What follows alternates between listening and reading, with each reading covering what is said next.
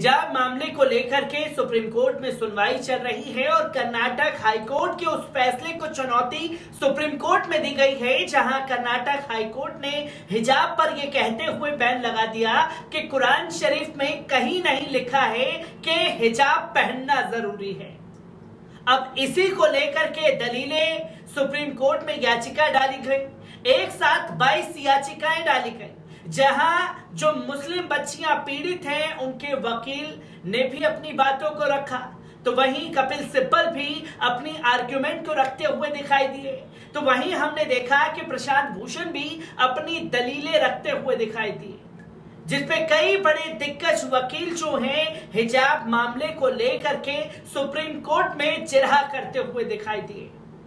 पर supreme court के उस फैसले के बाद देश में बवाल मच गया, जहां एक बयान दिया गया सुप्रीम कोर्ट के जजों द्वारा कि नमाज और हिजाब पहनना जरूरी नहीं, जिसके बाद तमाम वकीलों ने यह दिखा दिया कि साहब हिजाब पहनना भी जरूरी है तो नमाज पढ़ना भी पूरी तरीके से जरूरी है।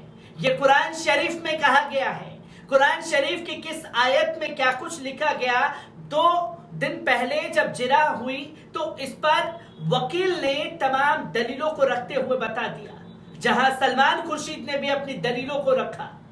और अब कल भी कुछ दलीलें सामने आई, जहां कल की दलीलों में देखने को मिला कि कपिल सिब्बल और अश्वनी उपाध्याय के बीच तीखी बहस हुई।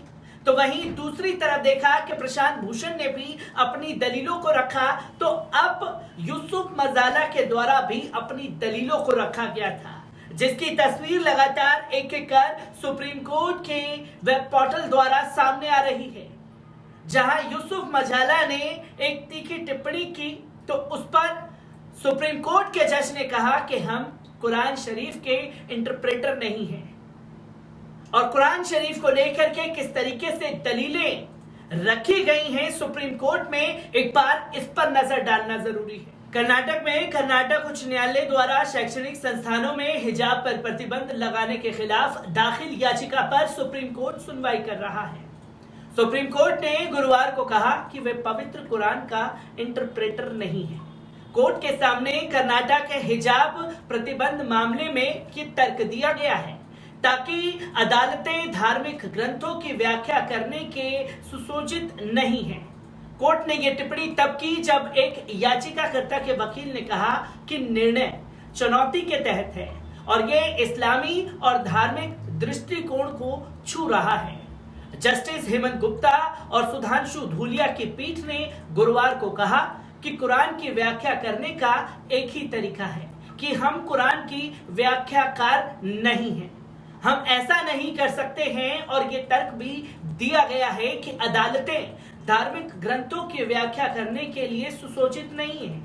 हिजाब मामले पर एडवोकेट शोएब आलम ने तर्क दिया कि हिजाब पहनना किसी की गरिमा, गोपनीयता और स्वायत्ता का मामला है, यानी कि फंडामेंटल राइट है। उन्होंने कहा कि एक तरफ मेरा शिक्षा को अधिकार, स्कूल जाने का अधिकार, दूसरों के साथ समावेशी शिक्षा प्राप्त करने का अधिकार है, तो वहीं दूसरी ओर मेरा एक और अधिकार है जो निजता, गरिमा और स्वायत्ता का अधिकार है। अधिवक्ताओं में से एक अधिवक्ता ने तर्क दिया कि जिस तरह से उच्च न्यायालय ने इस्लामी और धार्मिक परिप्रेक्ष्य में मामले की व्याख्या की है वे गलत आकलन था। वहीं इस पर पीठ ने कहा कि उच्च न्यायालय ने भले ही कुछ भी कहा हो, लेकिन अब हम अपीलों पर स्वतंत्र विचार कर रहे हैं।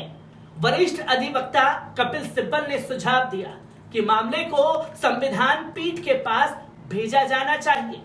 उन्होंने यह भी कहा कि हिजाब पहनना इस बात की अभिव्यक्ति है कि आप क्या हैं, आप कौन हैं और आप कहां से हैं।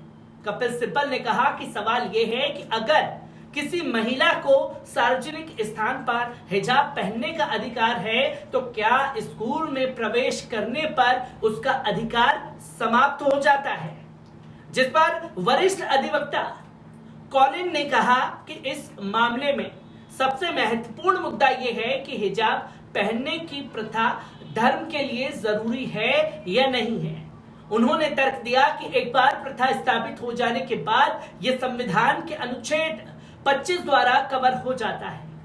आपको बता दें, इससे पहले सुप्रीम कोर्ट में हिजाब बैन मामले की सुनवाई के दौरान मुस्लिम पक्ष का रुख अचानक बदला हुआ दिखा। मुस्लिम पक्ष की ओर से यह कहा गया कि कोर्ट अरबी में पर्याप्त कुशल नहीं होने के कारण कुरान शरीफ की व्याख्या करने में सक्षम नहीं है। तर्क दिया गया था कि कुरान की व्याख्या करके इस्लाम के लिए हिजाब की अनिवार्यता का निर्धारण करने के बजाय अदालत को हिजाब को एक व्यक्तिगत महिला के अधिकार के रूप में देखना चाहिए। महिला अपनी गोपनीयता, गरिमा और पहचान की रक्षा के लिए इसे चुन सकती है, उसका फंडामेंटल राइट है। सोमवार को भी सुप्रीम कोर्ट में सुनवाई के दौरान कहा गया था कि कोर्ट के पास कोई विशेषज्ञ नहीं है, इसलिए उन्हें कुरान शरीफ की व्याख्या में नहीं जाना चाहिए था। मुस्लिम पक्ष की ओर से यह नई दलील पेश की गई है। इससे पहले यह तर्क दिया गया था कि हिजाब इस्लाम के लिए आवश्यक है। याचिकाकर्ता ने तर्क दिया था कि इस्लाम के 5 मूल सिद्धांतों में नमाज, हज, रोजा, जकात और ईमान का पालन अनिवार्य नहीं है। इस तर्क के बाद कोर्ट की ओर से यह जानने की कोशिश हुई कि आखिर हिजाब फिर कैसे अनिवार्य हो गया, जिस पर जस्टिस हेमंत गुप्ता और जस्टिस सुधांशु धूलिया की बेंच ने फातिमा बुशरा नाम की याचिकाकर्ता के वकील मोहम्मद निजामुद्दीन पाशा से यह सवाल किया था, जिस पर यूसुफ मझाला ने कहा कि अमृतधारी सिख लड़कियां भी पगड़ी पहनती हैं और इसे शैक्षणिक संस्थान में पहनने के उनके अधिकार की भी उतनी ही रक्षा की जानी चाहिए जितनी मुस्लिम महिलाओं के स्कार्फ हिजाब पहनने की। हम व्यक्तिगत अधिकारों से चिंतित हैं। क्या हिजाब इस्लाम के लिए आवश्यक है? ये याचिकाओं के इन बेंचों में कोई सवाल नहीं है। मुजला ने कहा कि मैं ये नहीं चाहता कि अदालत इस्लाम के लिए हिजाब की अनिवार्यता की जांच करे, जिसकी तस्वीरें लोगों के सामने आई, जहां कुरान शरीफ को लेकर के जब तीखी टिप्पणियां सुप्रीम कोर्ट में दलीलों के तौर पर पेश होने लगी तो तमाम संघी सरकार जिसने इस पूरे बवाल को जन्म दिया, उसके सरकारी वकील भी पूरी तरीके से चौंक गए। और सुप्रीम कोर्ट की जो सुनवाई हिजाब मामले में है वो सोमवार को कंप्लीट हो जाएगी और 20 तारीख को फैसला देने का निर्णय सुप्रीम कोर्ट के जजों द्वारा लिया गया है। किस तरीके का फैसला हिजाब मामले पर आएगा, लगातार पैनी नजर पल पल के जरिए से आप लोगों के सामने रखता रहूंगा। दीजिए इजाजत, शुक्रिया।